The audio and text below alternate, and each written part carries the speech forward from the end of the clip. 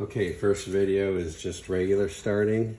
Key on, switch on, hold the brake.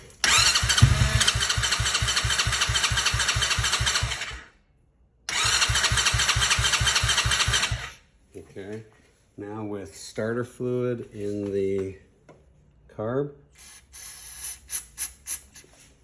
it'll run off the starter fluid.